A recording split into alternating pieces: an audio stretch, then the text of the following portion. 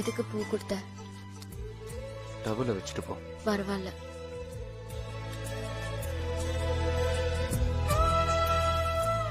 நான் கேட்ட கேள்விக்கு பதில் சொல்லாம போனா என்ன அர்த்தம்? பூ எதுக்கு கொடுத்த?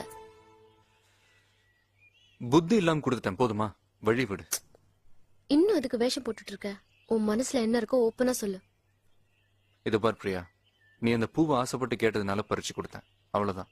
இதுக்கு நீயே ஒரு கற்பனை வளர்த்துக்கிட்டு இருக்காத. இனிமே நீ என்ன ஆசைப்பட்டு கேட்டாலும் நான் கொடுக்க மாட்டேன், போதுமா?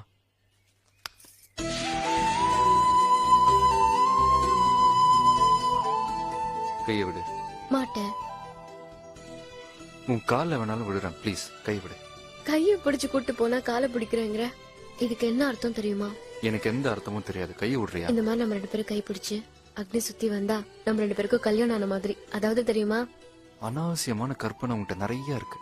நீயும் குழம்பு என்னையும் போட்டு குழப்பாத.